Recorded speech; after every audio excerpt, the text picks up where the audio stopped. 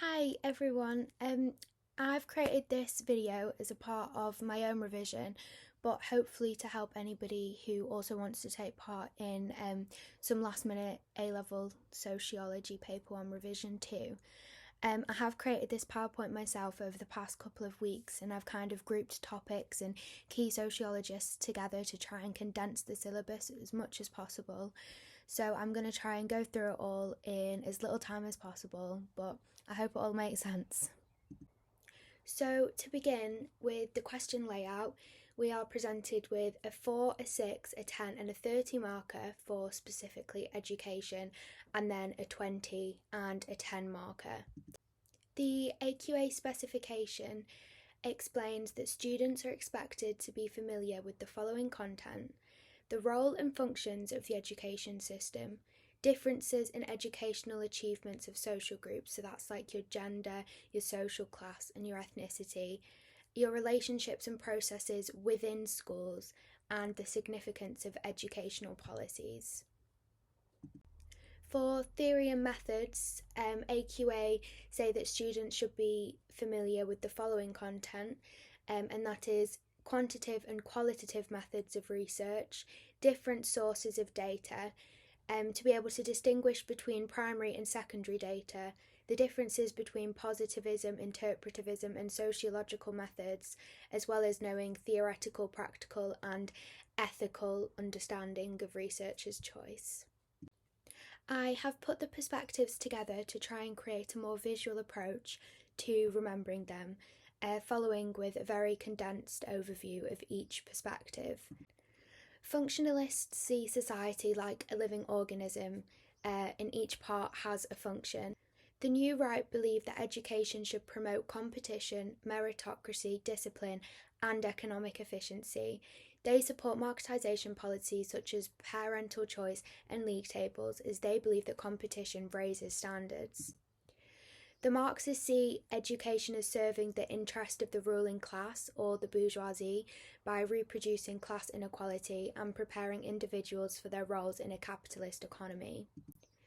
Neo-Marxists believe that capitalism does maintain inequality through culture, ideology, and hegemony rather than just force.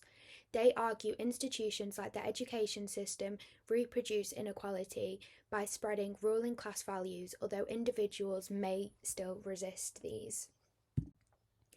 The feminist perspective believe that education has historically reinforced gender inequalities, but in modern societies it can also be a force for change and greater equality. There are 3 types of feminists. You have your liberal feminists, your Marxist feminists, and your radical feminists. Interpretivists believe that education is shaped by our interactions, the meanings that we give, and experiences of students and teachers.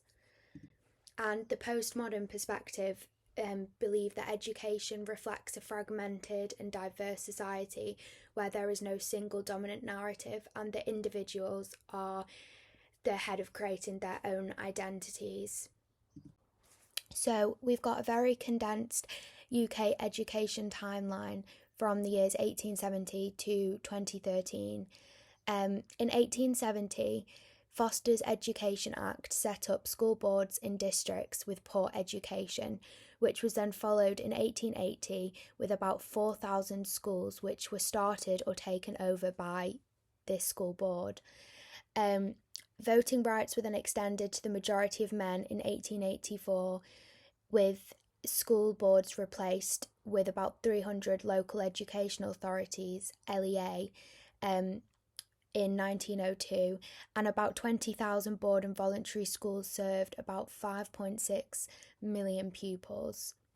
In 1918, the Fisher Education Act, where compulsory schooling up to 14 years of age and all men over 21 were given the right to vote, which also included women over the age of 30.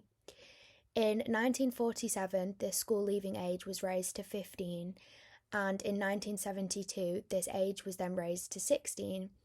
In 2013, anyone born after 1997 now has compulsory education up to the age of 18. So, policies in education. I've said that there are four main policies you need to know, but the Butler Act and the Education Reform Act kind of come under Labour policies and Conservative policies. So, the 1944 Butler Act. This act revolutionised the UK education system by making secondary school free and universal for all children. The Butler Act is primarily known for introducing the tripartite system and the 11 plus exam. So, the tripartite system was where students are divided into three types of secondary schools, either a grammar school, which was for like the academically gifted students, a technical school, which was for students with more practical based skills, or a secondary modern school, which was where pupils were placed if they deemed to have no academic or practical abilities. This was obviously based on their aptitude, which was determined by the 11 plus exam. The sociological significance of this, functionalists, they view this act as a move towards a more meritocratic system, a more meritocratic society, kind of introducing this idea of a meritocracy. Marxists argue that the system was quite classist, as middle class students had greater cultural capital, so parents prepared their students and their children better for this 11 plus exam. However, due to girls achieving much better than boys in the 11 plus, there were limited girls' grammar schools, so they upped the girls' pass rate and kept the boys low, therefore disadvantaging women. That you can say that is a criticism, a feminist criticism. In 1988, the Education Reform Act came out. This was introduced under Margaret Thatcher's Conservative government, so this is where your Conservative and your Labour governments kind of come into play. It was heavily introduced by the New Right perspective. It transformed the UK education system into a competitive business-style market, also known as marketisation. This was designed to increase parental choice, parentocracy, and drive school standards. So, marketisation and parentocracy. Schools forced to compete for students as though it's like a business, which then obviously gave parents a consumer-like status when choosing a school for their child. League tables, schools were ranked based on exam results, increasing parentocracy. However, it did pressure schools into prioritising grades rather than pupils itself.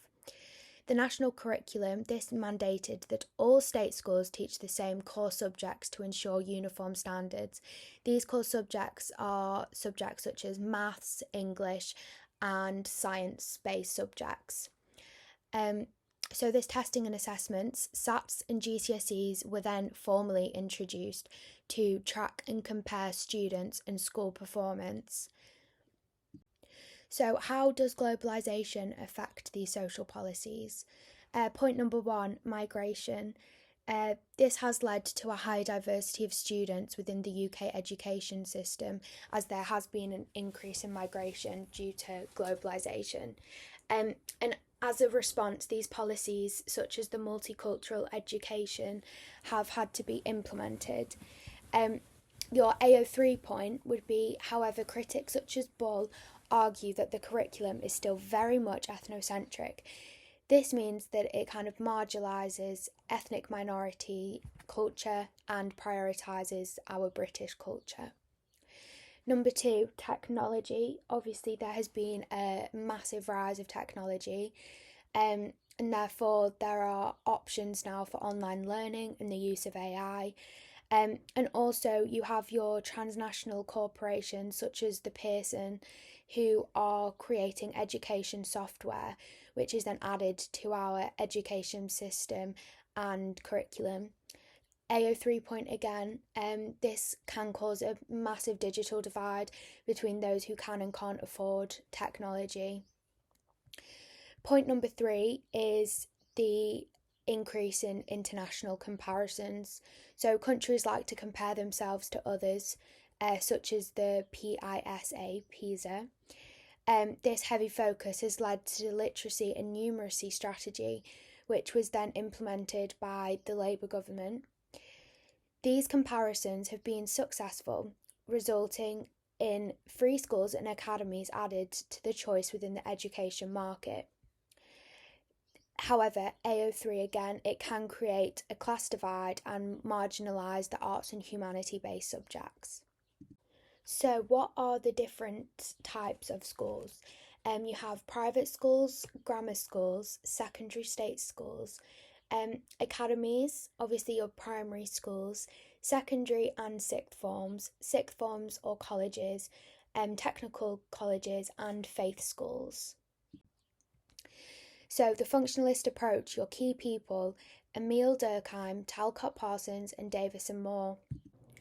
Emile Durkheim, he saw education as how societies stick together without falling apart, and this is through shared values and beliefs which help members of society stick together. This process is also known as social solidarity, in which he believes that the education system teaches this to children. He also thinks about how institutions such as the education system and family work to create predictable and orderly societies. And he also talks about how social commitment is portrayed through the process of hegemony, which refers to the political, economic, or cultural dominance of one group, state, or ideology over others. Talcott Parsons, he discusses how schools teach children meritocracy. This is a position or status within society that is based on merit and personal achievement, not their born status. He discusses particularistic standards and universalistic standards. So particularistic standards, which happens within the family, the child is judged on them. So parents treat the child as their own, as unique and special, rather than judging them on universalistic standards that are applied to every single individual. So universalistic standards happen outside of the family, such as the education system. They judge individuals on these, and they are applied to every individual. Education allows for status to be achieved rather than ascribed at birth. Davis and Moore. They are firm believers in the process of meritocracy. People are then assigned their job based on achievements in examinations. They believe some jobs are more important than others and play a crucial role in society. These jobs justify a higher salary, or in other words, they produced the process or came up with the process of role allocation. However, you can critique the functionalist approach, as it assumes that the education system is fundamentally positive and is not flawed. It also assumes everyone in society does share the same values, whereas in multicultural societies they may have different views on education or society itself. They also assume that socialisation is successful for all individuals and that all pupils conform. Moving on to the new right or neoliberal perspective, we can see that they are the most influential perspective on British education modernly. They favour private businesses and the free market because they see competition between businesses as a driving innovation and encouraging competition, which obviously then increases your standards. They see education as important for a successful economy. However, they do see state education as inefficient and a drain on countries' resources as it requires higher taxes to fund. So your key people for that are Chubb and Moe, Will Bartlett, Ball and Jerwitz, and David as well. So Chubb and Moe, they believe that state education is unresponsive to the needs of pupils and parents, and that it tends to have low standards. Will Bartlett also argues that the pressure from this marketisation has led schools to three main things: cream skimming, silt shifting, and off-rolling. So cream skimming is selecting the highest ability students who gain the best results as they cost less to teach. Silt shifting is offloading the students with learning difficulties who are expensive and get poor results. And off-rolling is just completely removing low ability students from sitting exams. This ensures that a schools' league tables stay as high as possible, which then obviously draw in that parentocracy for more students to go to that school. Ball and Jurwitz, they explored the use of school prospectuses to advertise the package offered to parents. They concluded that schools pitch to middle-class families through subtle promotions of like economic, social and cultural capital as their unique selling point compared to other schools. Ball also criticises the idea of genuine parentocracy. He argues that middle-class parents benefit due to having cultural capital, which is the knowledge of the system. They are able to manipulate admissions, move to catchment areas and houses, and appeal decisions of schools. While working class parents lack the resources and knowledge, it leaves them to have less access to transport and catchments for prestigious schools. David also talks about this myth of parentocracy and argues that parentocracy is a myth and it's not reality. Sorry for the spelling mistake there. The appearance of choice in the education system is due to marketisation and doesn't actually exist for all families. A good AO3 point, which is your evaluation, would say that some critics would argue that not all middle class parents have access to cultural capital, and some working class parents are more than capable to navigate themselves around the system. So, moving on to a Marxist approach, your key people are Louis Althusser, Pierre Bourdieu, and Bowles and Gintis. So, Louis Althusser disagrees with the functionalists that the main function of education is the transmission of common values. He proposes that education is a part of an ideological state apparatus, or the ISA. This is where it maintains, legitimises, and reproduces class inequalities. Bourdieu talks about the idea of economic, social, symbolic, and cultural capital. So your economic capital is the ownership of wealth. Your social capital is the possession of valuable social contacts. So that could be like having contact or knowing the teachers at school or the head teachers or governors. Your cultural capital is the educational qualifications, your lifestyle, your knowledge of the arts, kind of what you do in your pastime as well. And your symbolic capital is the possession of status. Now, Bowles and Gintis, they suggested that there was a correspondence between values learnt at school and the way in which the workplace operates. The values are taught through the hidden curriculum. The hidden curriculum consists of those things that pupils learn through experiences of attending school rather than just the main curriculum subjects taught. So pupils learn those values that are necessary for them to toe the line in manual jobs. They kind of argue that school mirrors the workplace. However, again, like the functionalist approach, we can criticise Marxists. Henry Giroux, I think that's how you say it, says the theory is too deterministic. He argues that working class pupils aren't entirely moulded by the capitalist system and don't accept everything they're taught. This is also backed up by Paul Willis's study of the lads, which we will talk about in a minute. Similarly, the correspondence principle may not be as applicable in today's complex labour market, where employees need workers to think rather than just be passive.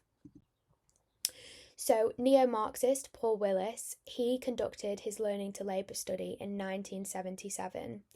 He visited a school and observed, as well as interviewed, 12 working class, rebellious boys about their attitudes towards school in the last 18 months and their first few months of work after.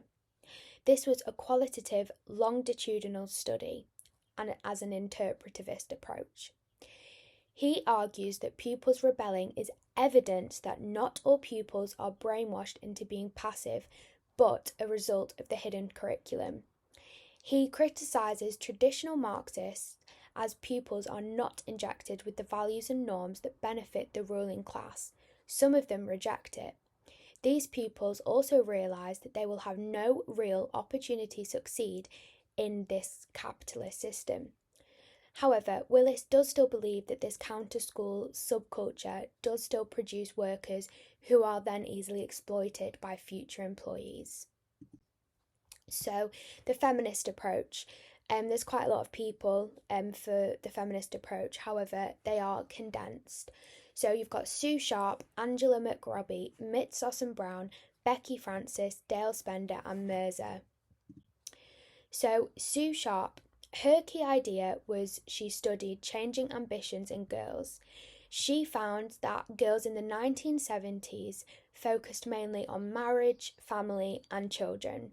However, in the 90s, they had completely switched and it was careers, independence, and education. This identifies how feminism and social change has improved girls' educational achievements and aspirations. Very similarly, Angela McRobbie studied female magazines. She found that older magazines focused on romance, marriage, and appearance, and modern magazines encouraged independence, confidence, and successful careers. These differences in media representations have changed girls' ambitions and identities. Mitsos and Brown. A key idea was that girls now generally outperform boys. They believe that girls are better at coursework due to organisation habits. They tend to have greater maturity than boys, so value education more and hold positive attitudes towards school. They also think that changes in society and employment opportunities for women have increased girls' motivation. Becky Francis examined gender identities within schools. She found that boys may gain status through laddish behaviour, however, girls were more likely to gain it through academic success. This helps to explain why girls often more highly achieve. So, Dale Spender observed that schools operate in a very patriarchal way. Education is very male dominated still, and teachers still tend to give boys more attention, even if that's positive or negative. And knowledge in the curriculum reflects male experiences. This highlights the sexism that is still within our education system. Mirza studied black girls in education. She found that black girls tend to face more teacher racism and more negative stereotypes. However, she did find that many did still succeed through resisting these labels and determination. This shows an interaction between gender, ethnicity, and education. So, just a quick overview of the different types of feminists. You have your liberal feminists who see that education has become more equal over time because of specific laws and policies that have been put in place. Examples are the Just and the Wise campaigns, which have encouraged girls into STEM subjects, so your science, your technologies, your maths, etc. And more female teachers and heads. Your radical feminists believe that schools still remain very patriarchal. Male dominance continues. Sexual harassment is still existing in schools. Subject choice is still very gendered, and the hidden curriculum reinforces traditional roles. Your radical feminists are the ones who basically hate all men. That's the best way that I think you can describe the radical feminists. The liberal feminists tend to be more on the bright side. They're more of the optimists of our patriarchal society. And Marxist feminists focus on, Marxists obviously focus on social class, so that's quite easy to remember. Marxist feminists focus on social class and gender. So they believe that education reproduces both the capitalism and patriarchy, and working class girls face double disadvantages from class inequality and gender inequality. So your interpretivist approach, or like interactionalists, your key people are Max Weber, George Herbert Mead, Irving Goffman, Howard Becker, David Hargreaves, and Aaron Cicero. So Max Weber, he introduces the concept of Verstehen, which is a German word. I'm unsure what it means in German. However, it translates to kind of understanding behaviour from the other person's perspective. So quite similar to being an empath, where you kind of put yourself in the other person's shoes. He was the founder of interpretivism, and he really focuses in on the meanings behind like the behaviour, the bigger picture. He is taking that more like micro approach rather than that macro of whole kind of looking at things. George Herbert Mead talks about symbolic interactionism, where people develop identity through interaction with others. He talks about the I and me concept, where I is individual self and me is social self. Similarly, just as a quick side note, Charles Cooley identified the looking glass self kind of theory, which is where people don't just form their identity from who they think they are, they form it from who others think they are. Moving on, we've got Irving Goffman, who developed the dramaturgical theory. This is basically where life is like a performance.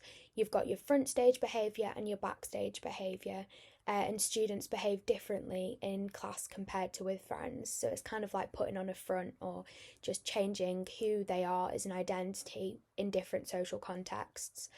And then my favourite guy, because he comes up in everything, is Howard Becker, your labelling theory. This is a really, really, really important and really good one to know for the entire course.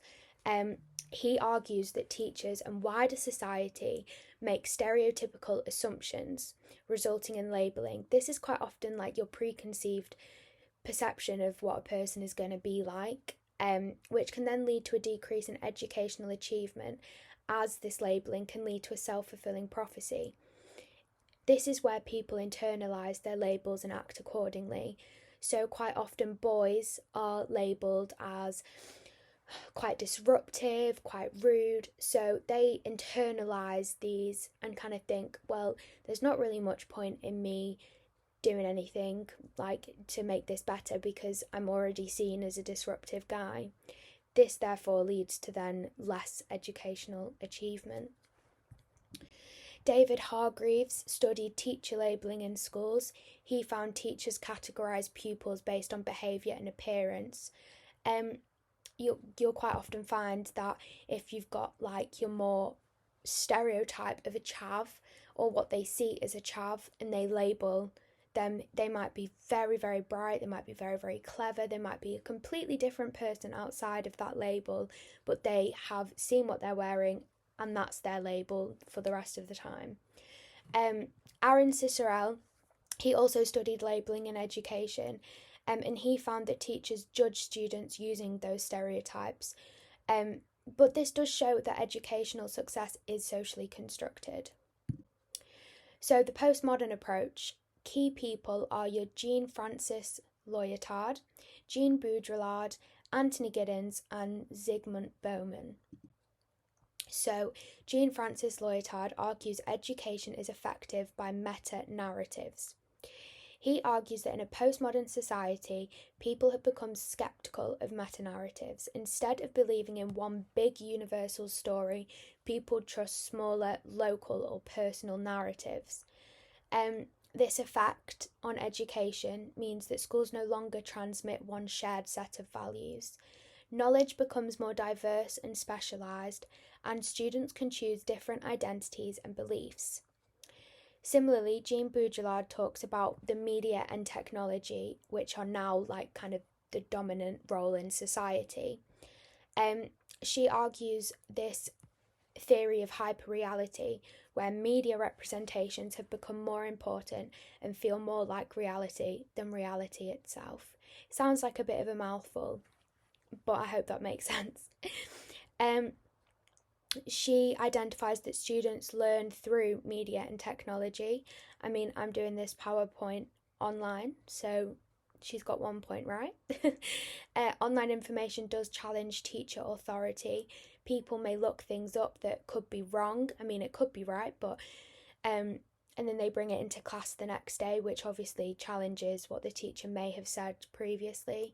And education becomes very image-based and consumer-driven, which is very similar to your marketisation policies. Anthony Giddens, he argues that modern society gives people more freedom and choice. People constantly create and reshape their identities.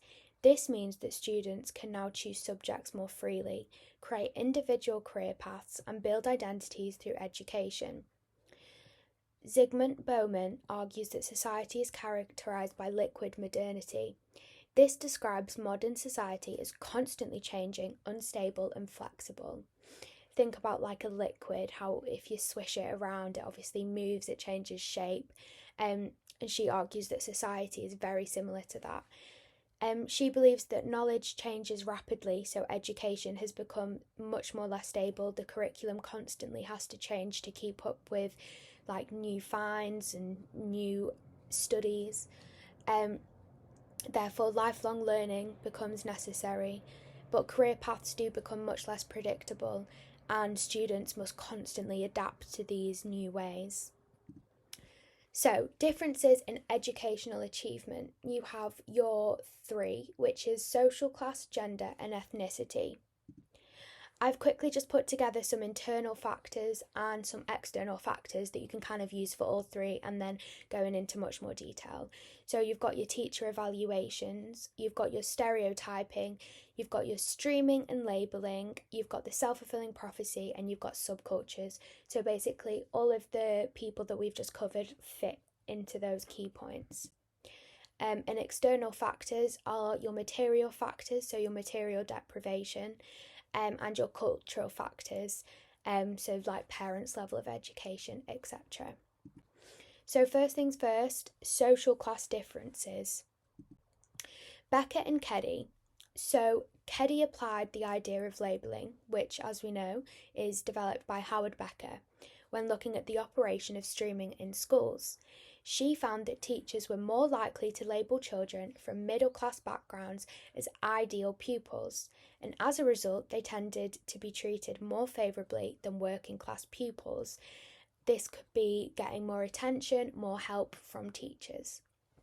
So the impacts of this labelling, the positive labelling resulted in middle-class children being more likely to put into the higher streams, where teachers tended to have higher expectations of the students, give more help, put more time and effort into them. However, the working class students found that they were placed in lower streams, in which they were treated way more negatively and were more likely to have a higher level of knowledge withheld from them. So they were just kind of taught the basics, and that was the cut-off point. Ball in 1981 found that there was a strong correlation between the bands that students were placed in schools and their occupational backgrounds of the parents. Students with parents who had middle-class occupations were more likely to be placed in higher bands, whereas children from those parents who had working class jobs were way more likely to be in the lower bands. Ball did link this situation to the process of positive and negative labelling by teachers. The teachers did tend to have higher expectations for those in higher bands and streams, which resulted in a self-fulfilling prophecy and differential educational achievement.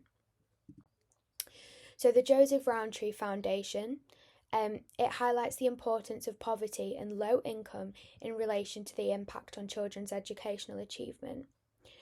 So their data of deprivation and achievement suggests that there is a strong link between material deprivation and lower educational achievement. They found that children from poorer families were less likely than middle-class children to have access to computers, the internet, and were least likely to be able to afford private tuition. The JRF also concluded that the child poverty constituted a significant barrier to educational success and reflects continued class inequalities to the UK. Douglas. So he argued that there was a significant link between poor housing conditions such as overcrowding and lower educational achievement. Poor housing conditions also comes under that big label of material deprivation. He found that children of manual workers were more likely to live in unsatisfactory housing, and that they tended to perform worse in school tests measuring mental ability. This could be due to things like not having enough space to revise, obviously you're overcrowding, so there's not enough space to have a good night's sleep, so they're sleep deprived. Possibly if there's a lot of people in the house, they're not getting the right nutrition to be able to concentrate.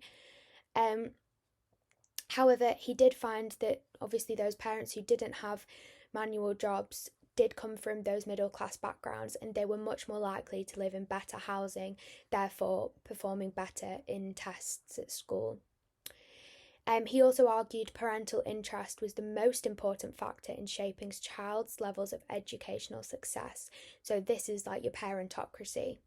He did identify other factors that could influence an individual's academic achievement, such as your family size, health, and the quality of the school attended. He did find that the level of parental support was the crucial factor. He also argued that middle-class parents had higher parentocracy.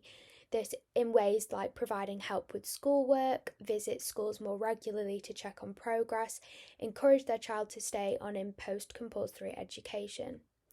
He did also emphasise the importance of primary socialisation and suggested that middle-class families were more likely to provide support to their children at an earlier age compared to working-class families. So Sugarman argued that differences in educational achievement between middle and working class children are directly linked to the subcultures into which they are socialised.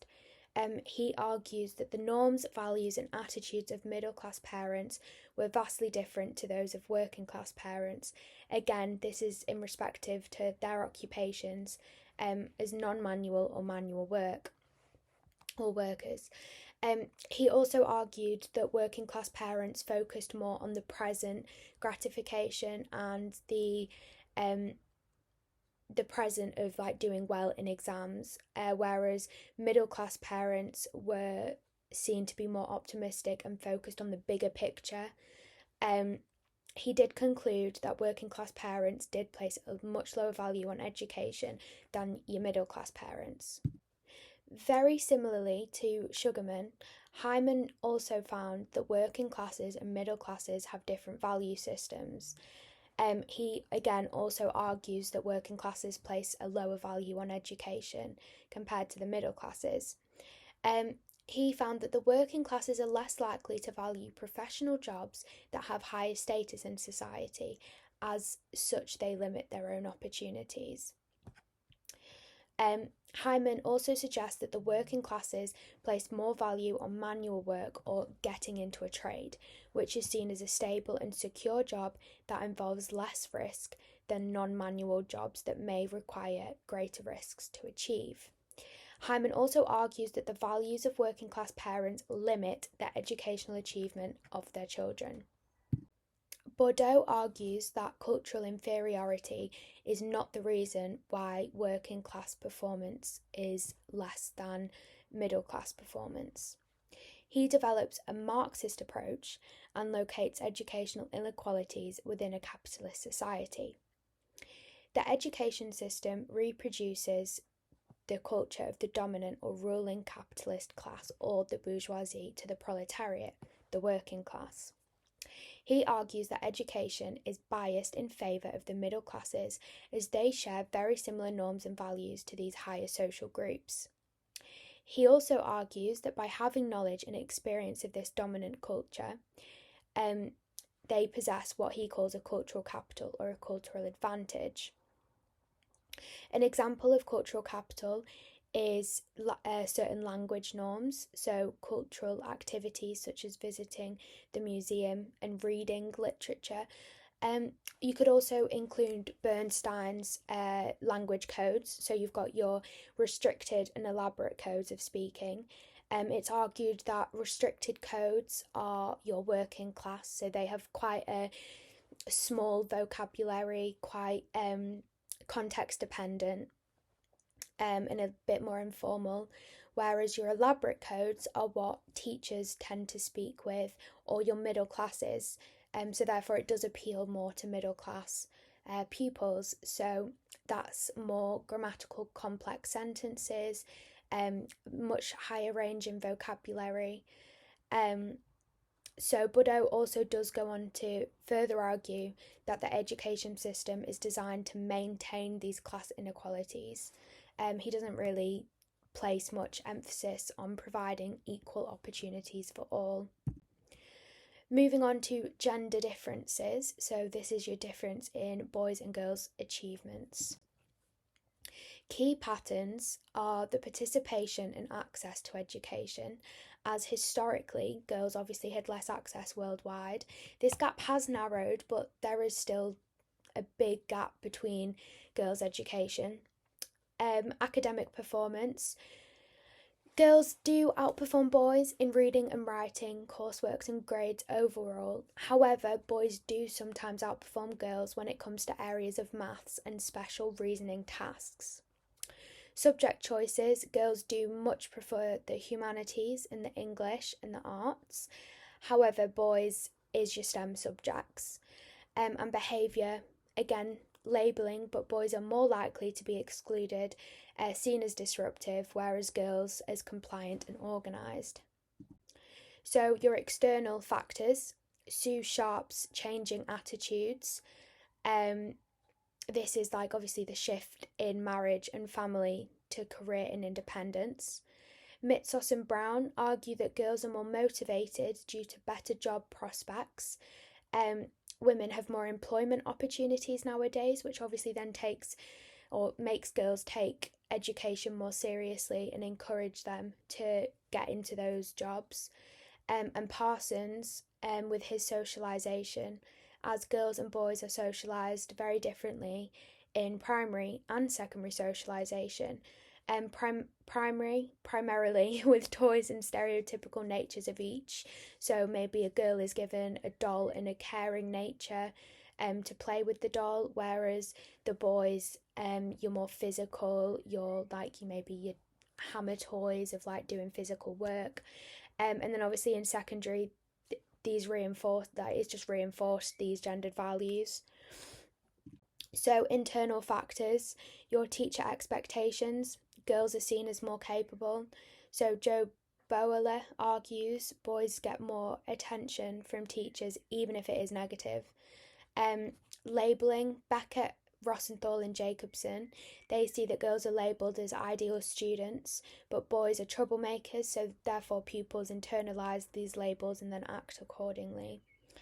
Your courseworks and assessments, girls perform better in courseworks as they are organised.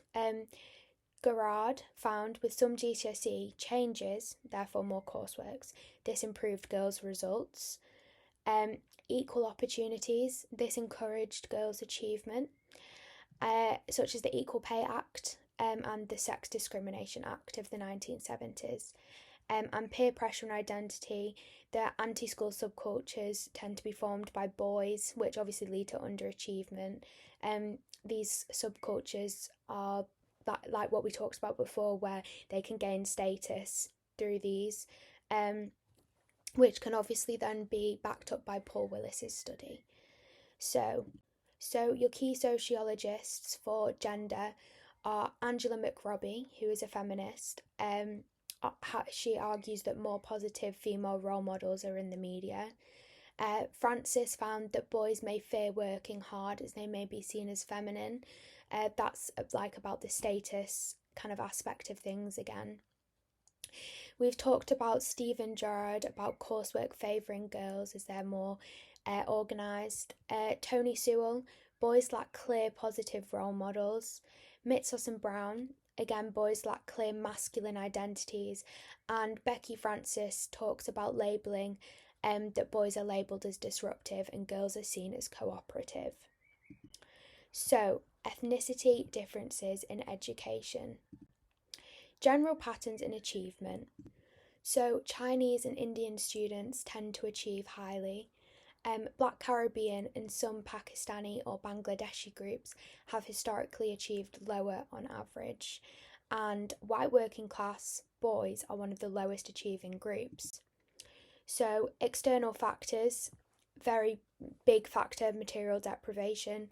This includes, as we talked about before, your good housing or your overcrowding, nutritious foods, your heating, your technology access, resources such as a laptop, I guess that comes into technology, but your laptop, revision guides, extra tuition, and money for extracurriculars.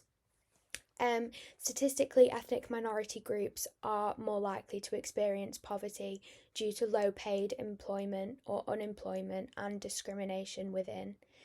Palmer argues that ethnic minorities are more likely to experience this along with poor housing, so he backs that up. Statistics to remember. Children in Bangladeshi and Pakistani households were the most likely to experience low income and material deprivation in the UK.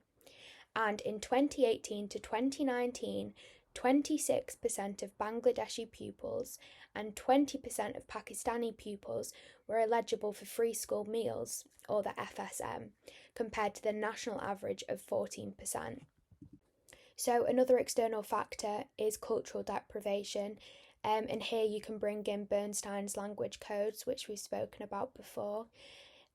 These do have a little bit extra notes, so feel free to pause the video and write any notes that you'd like to. But it's the idea that some groups kind of lack values and attitudes or skills or the language needed for educational success. So internal factors, this is where labelling, Howard Becker, comes into play as teachers attach meanings or stereotypes to pupils. Wright found that Asian pupils experienced mispronunciation of names, ignoring cultural differences and assumptions about language ability. This obviously then disadvantaged them in school. And a good sociologist to remember is Gilborn and Udall. I guess that's two, but you know my point. They found that teachers often saw black students as threatening and disruptive, which led to more punishment or higher exclusion rates, which obviously then leads to much lower educational achievement. Again, internal factors, you've got institutional racism, which is racism embedded within an institution, such as the education system, and an ethnocentric curriculum. This is what we were speaking about before when we were talking that the curriculum is very British culture, and it can marginalise minority students. It can make them feel excluded, so therefore disengaged, lowering educational achievement. Sociologists Mack and Gale found different student responses among Black Asian students, where some formed pro-education identities and others formed anti-school subcultures. So, moving on, we've got privatisation. This is a reference to the drive to make schools and colleges operate more like independent private businesses, such as managing their own affairs and competing with other schools through systems like league tables. Neoliberal and new right sociologists massively come into the picture of privatisation. They believe the state should have minimal roles in providing and managing public services such as the education system, and instead rely on a system akin to how businesses operate in a free market. So a positive of privatisation is it creates more business-like and efficient schools, leading to raised standards and increased in schools' popularity amongst a potential customer base. It also provides parents with much more choice. However, the negatives, money might be drained from education and made into more of a private profit. And it might lead to more inequalities within education because schools will want to discourage those children from poorer and disadvantaged families who might threaten the school's league position. So, marketisation. It began with the 1988 Education Reform Act, which we spoke about previously, influenced heavily by neoliberal ideas, and it included three main features: choice or parent power, so parentocracy, which refers to a way in which parents and potential pupils are given the opportunity to decide which school or college they attend, rather than decisions being made for them. Competition, which means that schools compete with other schools for customers, and your independence, which is the way in which schools operate similarly to a business. Marketisation does fail to help weaker schools improve, as they just lose money to their more successful rivals. Schools may also attempt to maintain their position in league tables by concentrating on pupils who are more likely to achieve, which often are the middle class, which increase class divisions between pupils. And parentocracy isn't a reality for many parents. And while middle classes have gained most from parental choice, families from disadvantaged backgrounds may be discriminated against. So, globalisation, this is the increased interconnectedness of society and a decline of national borders. So, within education, international league tables compare the standards of educational performance. As spoken about before, the International League Table, known as PISA, which is the Programme for International Student Assessment, is measured every 3 to 5 years in order to compare performance from around the world. Multiculturalism. Globalisation has also impacted education due to the increasing flow of people from other cultures. This has led to teachings of multiculturalism, citizenship studies, and wider variety of modern foreign languages. This is a good thing. So this is just a quick overview table of everyone that you can use for your functions of education, your internal processes, your social class, your gender, your ethnicity, and your marketisation and privatisation. You will notice that there are quite a few repeats, such as Paul Willis and Bordeaux and Ball, but I feel like this makes it look a lot less kind of daunting, being able to kind of see them all on one slide. But moving on, that we do have a few theory and methods that we can look at. So you've got your different types of data. I always find these quite tricky to say. So quantitative data, which positivists absolutely love and favour, is your numerical data or forms such as statistics. And in comparison, or just complete opposite, you've got your qualitative data, which is any data that's not numerical, basically. So written descriptions, speech, that kind of vibe. And interpretivists love this one. Primary data is like data produced directly by the sociologist. This is often seen as having more validity. Secondary data is pre-existing data produced by someone else, so maybe like a documentary or government statistics or just simply research that has been found by others. A few key things to remember is your methodological pluralism, which is the use of a variety of methods and types of data in one single research study, and triangulation, which is the use of a variety of methods and types of data to check the results that one method has done, which are valid and reliable. So your positivism, they refer to the belief that there are social facts which can be studied objectively using methods that are similar to the natural sciences. They produced quantitative data on social patterns and trends, which obviously can be used to explain society in their view. So examples are things like social surveys, structured questionnaires, and structured interviews. And interpretivism, they believe that people are conscious of personal beliefs, meanings, values, and interpretations, and these influence the way that they act. From an interpretivist perspective, a researcher will try and gain an in-depth understanding of how people see and understand the world around them, kind of like Max Weber's concept of Verstehen, by putting themselves in the position of those being studied. So research method examples are your open-ended questionnaires, your unstructured interviews, your overt and covert participant and non-participant observations. So when doing any topic and choosing a method, you always have to take into consideration your practical, your ethical, and your theoretical issues. So your theoretical issues are quite simple. That's whether it's a functionalist, Marxist, or feminist approach chosen for the topic, and if it's a positive or interpretivist approach for the research method. Ethical issues, The researcher simply has a duty to protect the participants. So this is to mainly ensure that informed consent is given freely, respect anonymity, and avoid any harmful consequences. Practical issues, that's like the time and the funding available. So if you're going to obviously go into a school, you're going to need to have the time to be DBS checked. You're going to have to go off like the teacher's timetable, like it's based on everybody else's time, and if you've got the time to wait that out. Similarly, Grover is the acronym that we've always kind of used to remember this.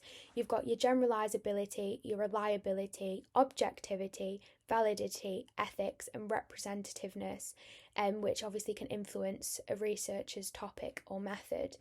So, generalizability is the extent to which the findings of a study can be applied to a wider audience. Your reliability is whether a study is repeatable. Your objectivity is to the extent to which the researcher's personal values or biases influence the researcher's process and findings. And validity, whether the research provides a true and accurate picture of the whole thing. Ethics is whether the study adheres to its moral and professional guidelines. This is like your kind of informed consent, which is going back to your ethical issues. And your representativeness, which is whether the sample group accurately reflects the demographic characteristics of the wider population. So just a quick thing on subjectivity, objectivity, and value freedom. Subjectivity is when you make a judgment based on your own personal bias. Sociologists are obviously a part of the society that they study, therefore involved with their own values and beliefs. It's quite often associated with feminists and interpretivists who believe that it's important to have interaction and personal involvement to those being studied. However, objectivity is kind of the opposite, and it means that the researcher should remove all personal bias and opinions from their research. This is quite often associated with a positivist and the use of their quantitative methods. Is quite often associated with scientific disciplines. And value freedom refers to kind of where they argue sociology should be totally value free. This means that your own personal views and biases should not enter your research at any stage, and instead, sociology should study observable facts just like a natural science. So, just a few extras. You've got Emil Durkheim, who was a positivist, and he did the study of suicide, and he argued that this was value free. But Max Weber, who did Verstehen, didn't believe that sociology could be completely value free, and instead he discusses the approach of value relevance. This is where he argued sociologists use their subjective feelings, so their biases, their opinions, their views, to identify a research topic and the concepts they feel are relevant. However, there is also value laden, which means the researcher is weighed down by their own values and cannot escape them if needs be. But value committed was argued by Howard Becker, who did labelling theory, and he believed that all sociologists should be value committed. So this is where they use positions of power to give the voice to the more deprived. So, is sociology a science? This can quite often be a question asked in a paper. In easy words, positivists agree. They think, yes, it is a science. Interpretivists disagree. Auguste Comte, who was actually the founder of Marxism, also developed the theoretical perspective of positivism. His belief was that society could be explained with scientific principles based on objectivity, which could be obtained from quantitative data. Your functionalist Emil Durkheim was really influenced by Comte and applied it to his study on suicide. He used induction, and this is where the process where a researcher gathers a large sample of statistics with the aim of finding trends, and this can impact like social facts in society. So interpretivists, They believe that the study of human behaviour cannot be scientific, as our nature is completely unreliable and our actions have a variety of complex meanings.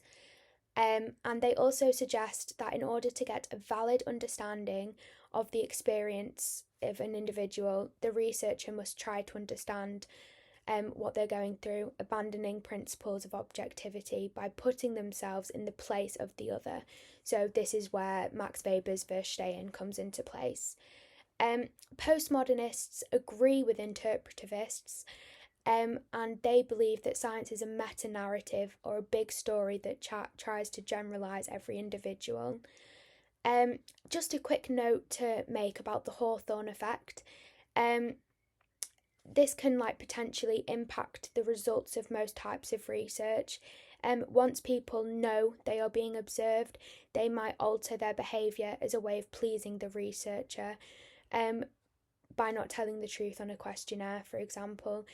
So if I was observing a class, somebody may think to themselves, they're observing me, I need to make sure I'm on my bestest behaviour and change their normal routine. So this is the end of the PowerPoint. I have managed to do it in an hour. I'd just like to add, though, that these are all of the paper 1 questions that have been asked from the years 2017 to 2025. You've got your 4 marker, 6 marker, 10 marker and 30 marker. I know they don't have the items, however, you can kind of try and answer the questions just based on your knowledge, use the PowerPoint, just kind of go through it. But I hope this PowerPoint has been of some help, and I wish you all the best of luck for Sociology Paper 1.